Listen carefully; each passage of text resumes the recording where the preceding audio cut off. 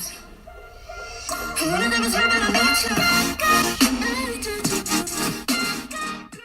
everybody, it's Alicia. Welcome back to my channel. If you're new, welcome to my channel. Today I'm going to be doing my 1 month postpartum video. So I hope you all enjoy. Don't forget to subscribe and give this video a thumbs up.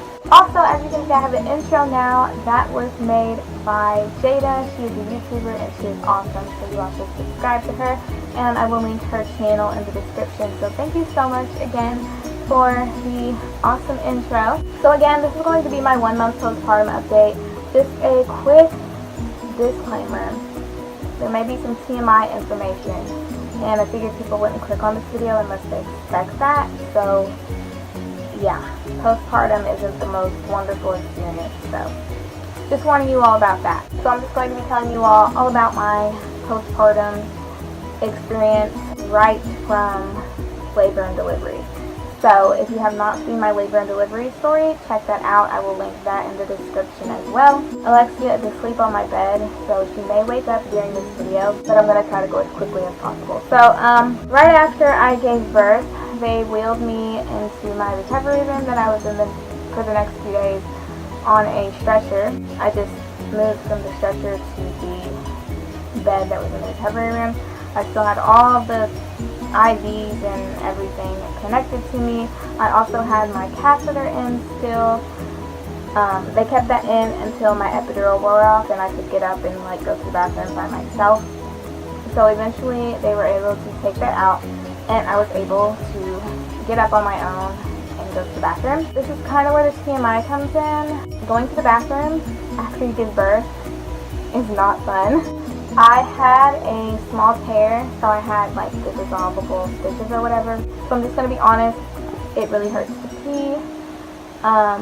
But they give you a lot of stuff to help you down there, like a squirt bottle, ice packs, this healing spray, pads, all of that. So they give you lots of stuff to help you feel less uncomfortable. It does still hurt for a while. I used this squirt bottle for 2 weeks, and the squirt bottle is just a bottle. You fill it with warm water and you spray it or squirt it up there either while you pee or after you pee. It sounds so weird, but if you have given birth, you know that is the best thing ever. I stopped using the ice packs after a few days. I used this spray for about 2 weeks too. So once you get up to the 2-week mark, it just starts to itch a lot down there because the stitches are healing. So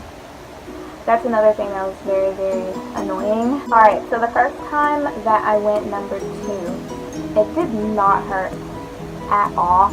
And it might be because in my hospital they gave me a stool softener, which was just a pill that I took.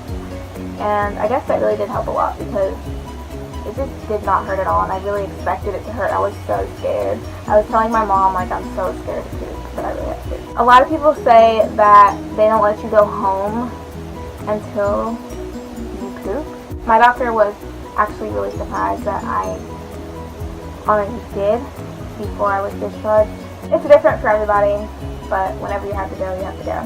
For me, going number 2 never hurt. I know it may hurt for some people, but even after I was done taking the stool softener and I was home and everything, it just never really hurt. More TMI, you bleed a lot, of course, after you give birth. In the hospital, they push on your stomach every now and then to get the big clots out before you go home, but you still bleed for a few weeks. I am not bleeding anymore, thank God, but I did wear a lot of maxi pads, and then I was able to transition to the regular size pads. I just started bleeding like a period, and then it just stopped. So there is a lot of blood in the beginning, but it gets lighter and lighter and lighter. I think I stopped bleeding after a couple weeks. Giving birth really does take a toll on your body. I was so sore afterwards. It was very painful to get up. It took me a while to walk to the bathroom. I even felt really, really sore when I would just turn in bed, standing up to pick up Alexia out of the crib in the hospital, which is very, very painful. I just felt very weak, very tired, very sore, and at times it was pretty painful. After day 2, I was finally able to get up pretty easily. I was able to take a shower before I went home, so that was really nice. In the hospital, they gave me lots of medicine to help out with the pain. I was on, oh my gosh, I'm going to say it wrong, narcotics, I don't know how to say it. I will write it out here. But it's just a really strong pain medication for like severe pain, and it's so strong that you're not supposed to drive while you're taking it because it's kind of like driving under the influence. So I was not able to drive. Well, I was instructed not to drive for 2 weeks, and I actually followed that rule even though I didn't take the pain medication for the whole 2 weeks. But I just wanted to be careful, so I did not drive for 2 weeks. But while you're taking that, you're not supposed to drive. I was also taking Motrin and a vitamin. The nurses came in a couple times a day to give me all of those medications at the same time. I took the Motrin for a couple weeks. I didn't take the really strong medicine after I got out of the hospital, and I'm still taking my prenatal vitamins because I'm breastfeeding. When I got home, I was very, very, very, very hungry, and it was just weird because my whole entire pregnancy, well, not my whole entire pregnancy, the end of my pregnancy, like my 3rd trimester, I didn't have much of an appetite, and I just wasn't used to being so hungry all the time. So it kind of felt good to have my appetite back and just be able to eat whatever I wanted. Another thing when I got home is I did not sleep much. Obviously, you don't get as much sleep as you used to with a newborn. So because of that, I've been having headaches, not very often, so I'm not too worried about it, but I just get headaches from lack of sleep. For that, I just take Advil or Tylenol or whatever. Everybody is different, but my belly went down pretty much immediately after I gave birth. It wasn't completely flat. I will insert pictures here.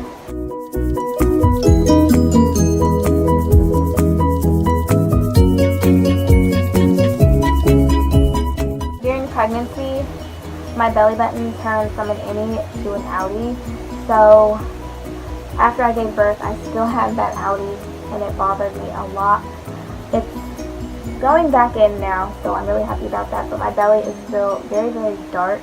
Other than that, I'm really, really happy with how my body is going back to normal. At my last OB appointment when I was still pregnant, I was 126 pounds, and then they weighed me at the WIC office, I think it was a week or 2 after I had her, and I was 106 pounds. I'm not sure how much I weigh now, but so far so good. My feet were still swollen after I gave birth, but the swelling did go down eventually. But my feet are still big. I think during pregnancy my feet just grew, so I don't know if they're gonna go back or not. But right now I can't fit any of my shoes.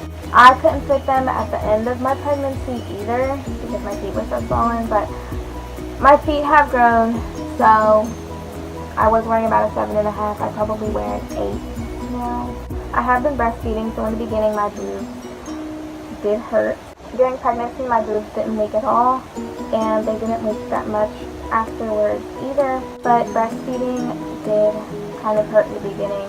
My nipples were just really, really cracked and they hurt, but nipple cream did help that. My milk didn't come in for a couple days, but after my milk came in and my boobs were really engorged, they kind of hurt too. That's pretty much my postpartum experience. If you don't have any questions about postpartum, anything that I didn't mention, leave them in the comments. Thank you all so much for watching. Stay tuned for Alexia's 1 month update. She will be 1 month on Monday, so I will get that video up as soon as possible, and I will see you all in my next video.